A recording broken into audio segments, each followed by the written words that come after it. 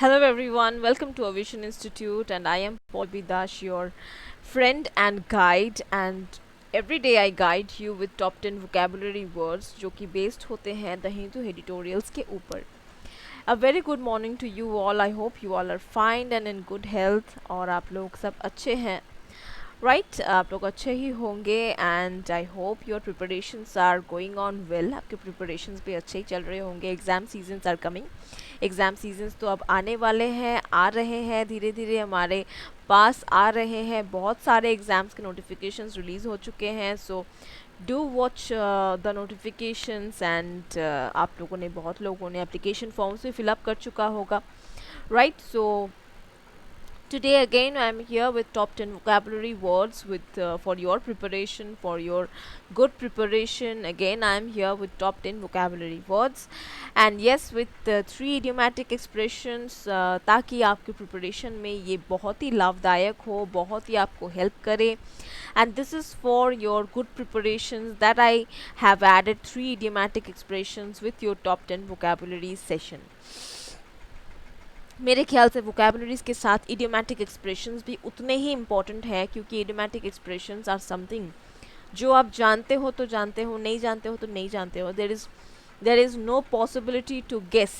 Okay, तो ऐसे कोई इडियम्स होते हैं जहाँ पे आप गेस करके बिल्कुल नहीं लिख सकते. ओके सो तो आपके पास ऑप्शन क्या बचता है? अगर आपको पता नहीं होगा इडियोमैटिक एक्सप्रेशन सही तो आपके पास नेगेटिव मार्किंग को अवॉइड करने के लिए जो ऑप्शन बचता है वो है छोड़ के आना. Okay so generally students leave idiomatic expressions, क्योंकि कुछ ऐसे इडियोमैटिक एक्सप्रेशंस होते हैं जहाँ पे हम लोग गेस बिल्कुल भी नहीं कर पाते हैं. Okay so for that reason, to increase your stock of idioms, I bring to you top 3 idiomatic expressions every day.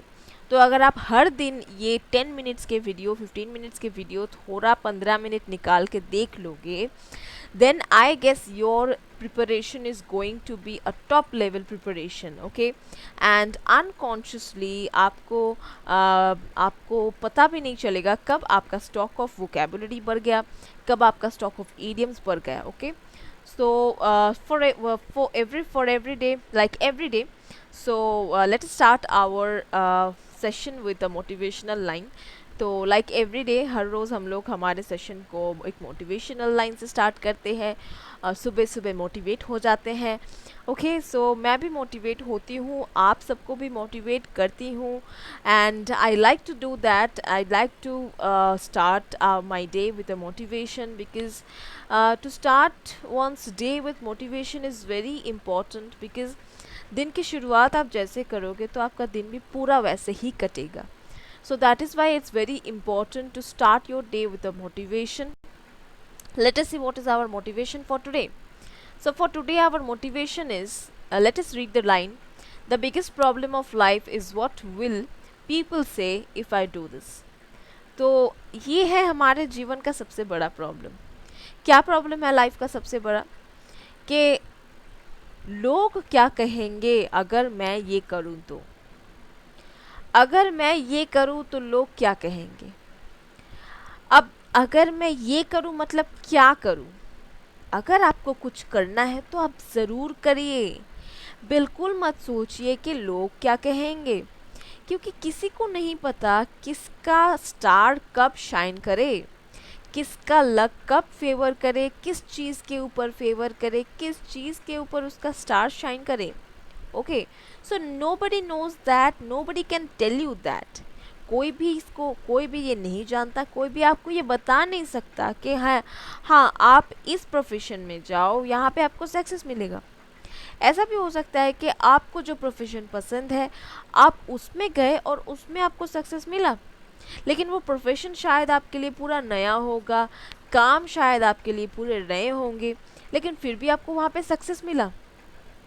Okay so think about that. I should से थिंक अबाउट दैट कि आपको कहाँ पे आपका मन है, कहाँ पे आपका इच्छा है, कहाँ कौन सा चीज़ आप प्यार से कर सकते हो, आप दिल से कर सकते हो, आप मन लगा के कर सकते हो. आप बस इतना ही देखिए. अगर आप ड्राइंग मन लगा के करते हो तो आप आर्ट करो, पेंटिंग करो, ओके स्केचिंग करो. अगर आप आपको लगता है आप किसी स्पोर्ट में आपका मन लगता है तो आप स्पोर्ट्स करो. Not a single job is less respectable. Every work, every job is respectable equally. अगर आपको कुकिंग अच्छा लगता है then you become a chef, right? So nothing is less respectable than another. So I must tell you कि biggest problem जो हर एक के ज़िंदगी का होता है वो सबसे पहले हम लोग कोई स्टेप लेने से पहले ही ये सोचते हैं लोग क्या कहेंगे. So this is the worst thought ever that comes to our mind, right? So we need to delete this thought and move on further in our life, in our lives, and we should not think this. ये आप अगर सोच लोगे तो आप वहीं पे रुक गए, क्योंकि आप जहाँ रहते हो आपके सोसाइटी के आसपास आपको बोलेगा अच्छा तो ये करती है, पढ़ाई नहीं की, right? So what if I didn't study? What if I become an Indian cricket player? What if I play for my country? What if I become an artist, जहाँ पे मैं दूसरे कंट्रीज में जाके, दूसरे देशों में जाके अपने देश को रिप्रेजेंट कर रही हूँ? So do you think this is less respectable than doing studies? No, it's not. Rather I should say पढ़ने से ज़्यादा रेस्पेक्टेबल है ये. अपने देश को रिप्रेजेंट करने का मतलब आप समझ रहे हैं? I think it's once in a life opportunity. So you should not leave that बाकियों के बात के ऊपर डिपेंड करके लोग क्या बोलेंगे ये सोच के आप में अगर टैलेंट हो उस टैलेंट को मत दबाइए please. So this is my request to all of you who are watching. तो लोग क्या बोलेंगे इसके डर से अपने अंदर के टैलेंट को मत मारिए, बिकॉज लाइफ एक ही ज़िंदगी आपको मिली है. Life, you are not going to get your life for the second time. So एक ही ज़िंदगी आपको मिला है. Do what you want to do what you love to do what you think you will shine on. Alright guys, so with this motivation, let us start our session. So what is our first word for today? The first word for today हमारा आज का पहला vocab क्या है? हमारा आज का पहला vocab है suffix. Suffix जो है ये खुद एक verb है. Suffix is a verb. In Hindi इसका मतलब होता है पर्याप्त, मतलब enough. In English you can से बी इनफ और एडिक्वेट, मतलब इनफ चीज़ है, मतलब बहुत है, आज के लिए बहुत है इतना, या फिर इस महीने के लिए इतना सामान बहुत है, इनफ है, मतलब काम चल के भी शायद ज़्यादा रहेगा. ऑलराइट, सिनोनिम्स इसके हो सकते हैं serve, satisfied, avail, content, serve. Antonyms इसके हो सकते हैं displease, miss, refuse, dissatisfy. Suffix को एक सेंटेंस में कैसे यूज़ करें? Since I only have $30, this amount must suffice for my weekly food purchases. तो मेरे पास सिर्फ $30 है, तो दिस अमाउंट मस्ट सफिस, तो इतने अमाउंट में शायद मेरा वीकली जो परचेज है उसके लिए इतना अमाउंट सफिशिएंट होगा. सफिस दैट मीन्स सफिशिएंट और इनफ. तो वीकली फूड परचेजेस के लिए मेरे $50 जो है वो शायद इनफ होंगे. Okay, what is our next word? Our next word is savvy. Savvy जो है ये खुद एक नाउन है जिसका मीनिंग हिंदी में होता है व्यवहारिक ज्ञान रखना, व्यवहारिक ज्ञान रखना. ओके, तो इसके इंग्लिश में कैसे समझेंगे? Shrewdness and practical knowledge, the ability to make good judgements. तो सैवी का मीनिंग होता है कि अच्छा जजमेंट देने का ability, that is called shrewdness, या फिर कोई प्रैक्टिकल नॉलेज होना, that is called savvy. Okay, मतलब जिस सेक्टर में हम काम करते हैं उस सेक्टर में हमारा नॉलेज बहुत अच्छा हो, उस सेक्टर में मेरा बुद्धि बहुत अच्छा चलता हो, that is called shrewdness, that is called practical knowledge. Okay, so that is called savvy. Synonyms इसके हो सकते हैं shrewdness या फिर acumen या फिर equity या फिर sagacity। एंटोनिम्स इसके हो सकते हैं inexperience या फिर ignorance। ओके, ये सारे एंटोनिम्स हो सकते हैं। अब savvy को सेंटेंस में कैसे यूज करें? When the savvy investor sold his stock before its value dropped, he made a very profitable transaction।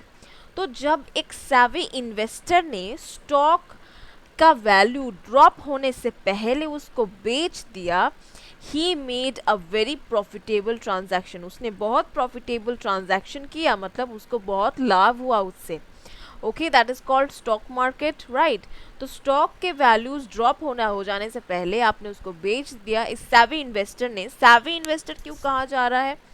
Because savvy investor इसीलिए कहा जा रहा है क्योंकि वो बहुत ही चालाक था, वो उसका बहुत ही प्रैक्टिकल नॉलेज बहुत ज़्यादा था, उसका बहुत एक्सपीरियंस था। इसी वजह से उसको पता है कि ड्रॉप होने से पहले मैं इसको बेच दूंगा तो मुझे बहुत प्रॉफिटेबल ट्रांजैक्शन मिलेगा। Okay, so what is our first idiomatic expression for today? आज का पहला हमारा ईडियम क्या है? तो ये इस वीक के तरह ये आज का फूड ईडियम है। सो यू गाइज नो, अगर रेगुलरली आप हमारे वीडियोस को फॉलो करते हो, so you guys know that कि इस वीक भी हम लोग फूड ईडियम्स कर रहे हैं।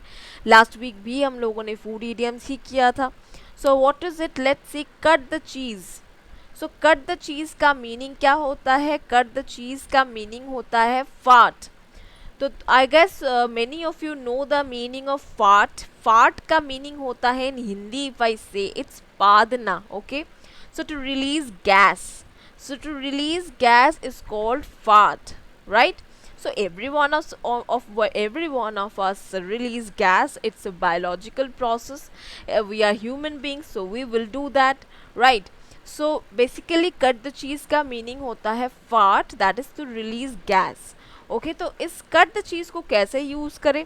So who cut the cheese? So somebody is asking, कोई पूछ रहा है who cut the cheese? किसने फाट किया, किसने गैस रिलीज किया? It smells awful in here, यहाँ पे बहुत ही ज़्यादा बदबू आ रहा है फाट का। ओके, सो किसने फाट किया? It smells awful in here, मतलब बहुत ही ज़्यादा बदबू आ रहा है यहाँ से। Alright, so this is the meaning of cut the cheese. So what is our next vocab? Our next vocab is prize. Okay, it's not prize guys, it's price, prize।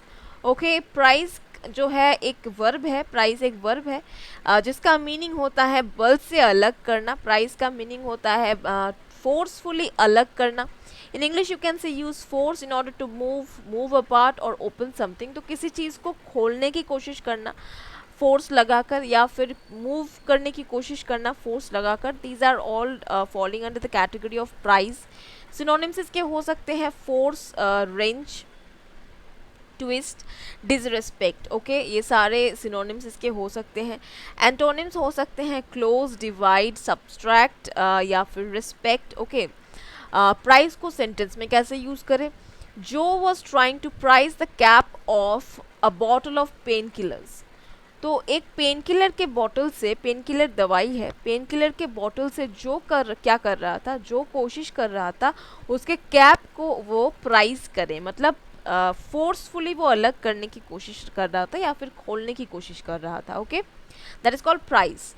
What is our next word? Our next word is paragon. Okay, paragon जो है ये एक noun है जिसका meaning Hindi में होता है अत्युत्तम मनुष्य या वस्तु। तो अति उत्तम मनुष्य या वस्तु। इन English you can say a person और thing viewed as a model of excellence.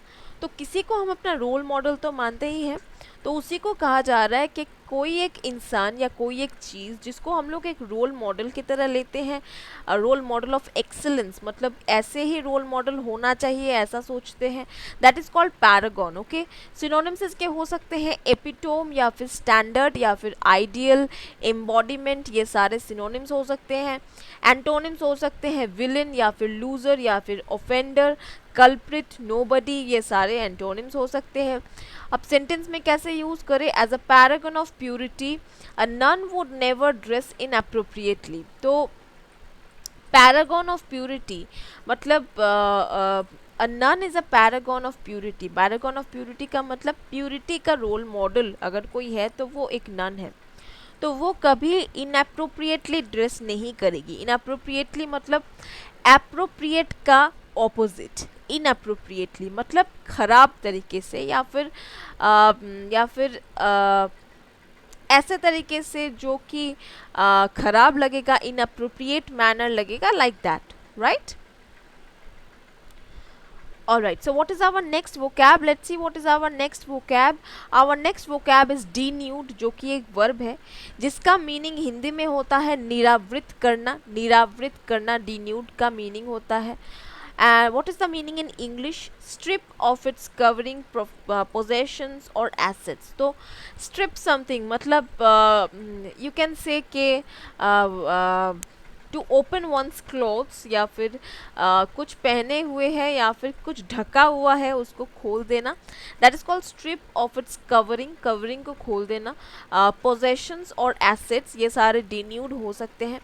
Synonyms इसके हो सकते हैं डाइवेस्ट या फिर डिप्राइव या फिर बेयर या फिर अनकवर, ये सारे हो सकते हैं इसके सिनोनिम्स। एंटोनिम्स हो सकते हैं कवर।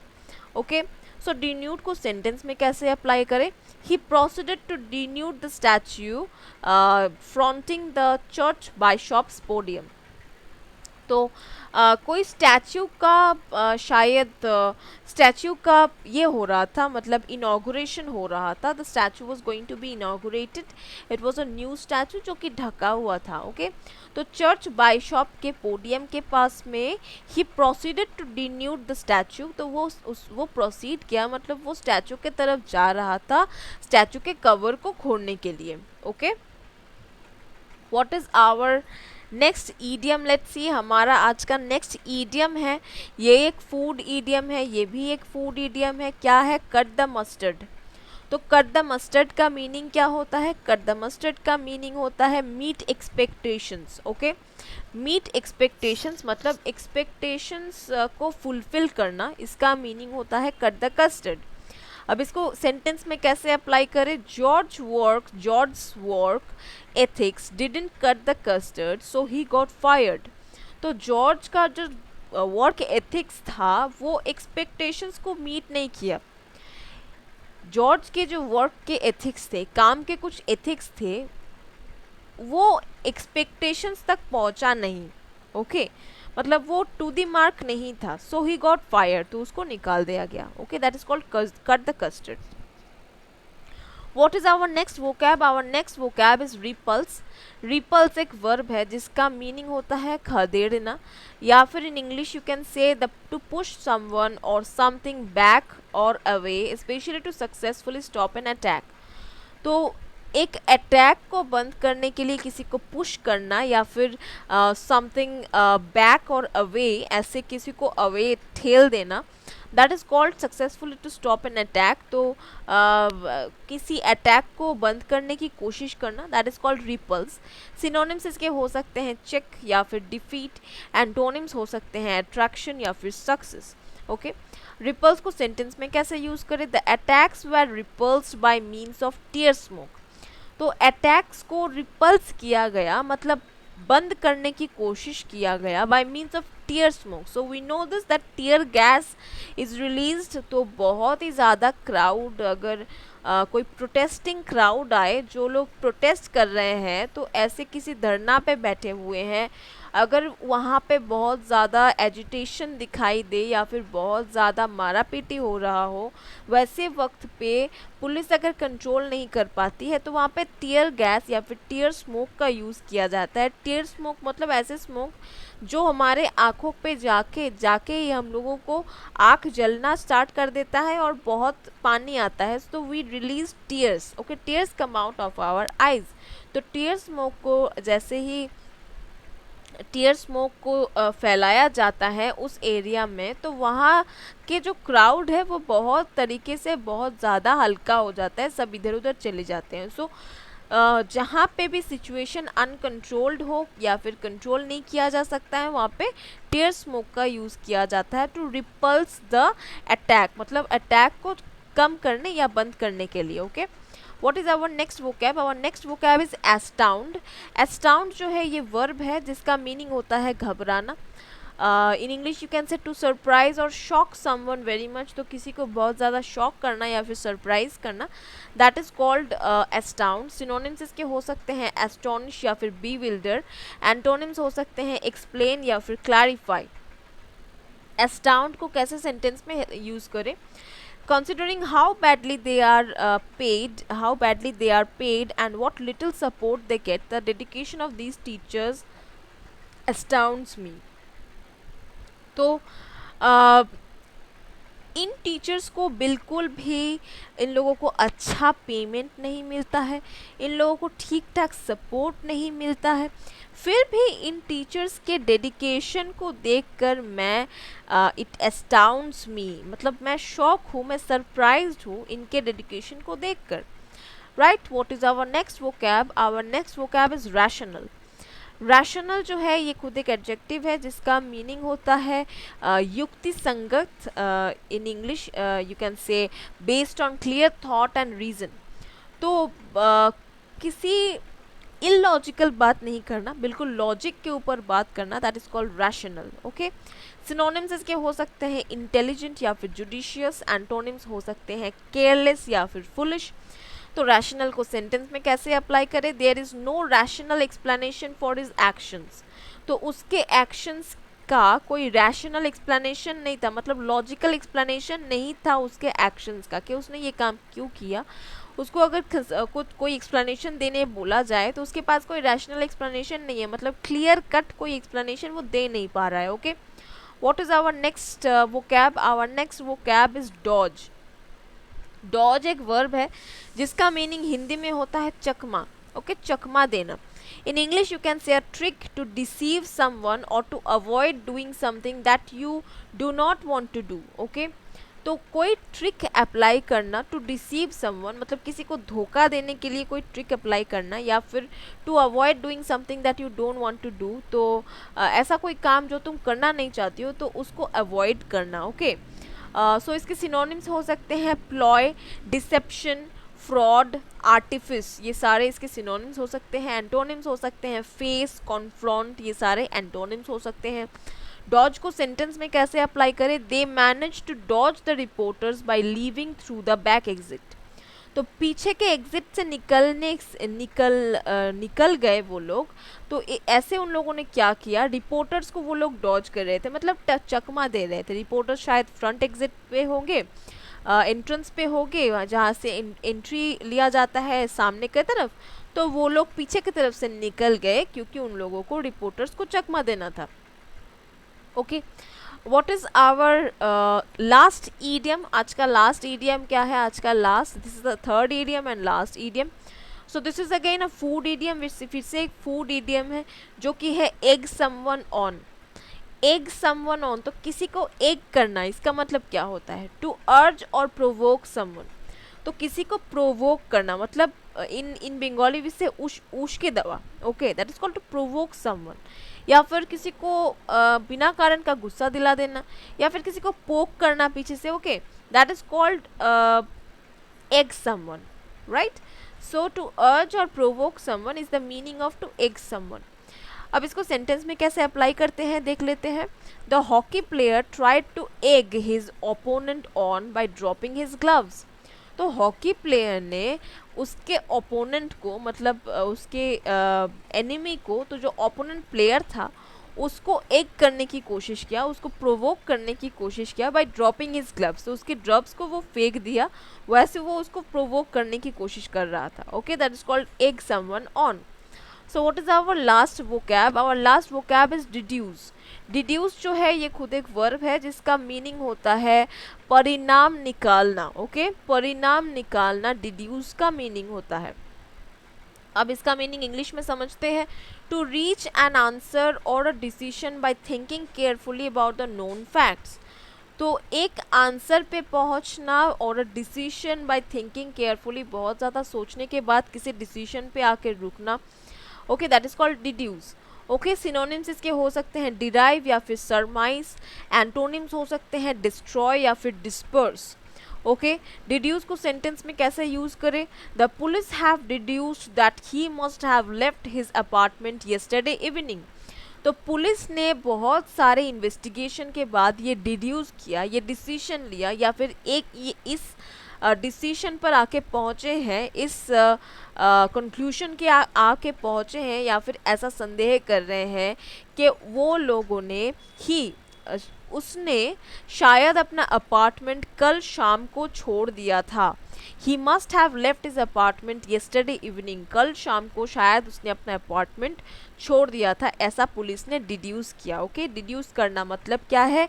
डिड्यूस करना मतलब है बहुत ज़्यादा इन्वेस्टिगेशन के बाद या चिंता करने के बाद एक कंक्लूजन पे आके रुकना, that is called to deduce. Okay, so guys, this was all about our 10 vocabulary words. So this was all about today, and I hope you liked the session. I hope you are liking our videos also regularly. आप मेरे videos को follow करते हैं तो you must know the pattern of studies and pattern of our sessions. I hope you are liking our sessions, and if you are liking our session, do comment in our videos, press the bell icon so that you get all the updates, and subscribe to our channel. If you are new to our channel, अगर आप नए देख रहे हो channel को तो ज़रूर subscribe कीजिए, सब्सक्राइब का बटन को प्रेस कीजिए, बेल आइकन को प्रेस कीजिए। डोंट फॉरगेट, बेल आइकन को दबाना ना भूलें, नहीं तो आप सब्सक्राइब तो कर लोगे लेकिन आपके पास सारे नोटिफिकेशंस नहीं आएंगे हमारे चैनल पे। अगर कोई भी नया वीडियो आता है तो आपको नोटिफिकेशंस नहीं मिलेंगे।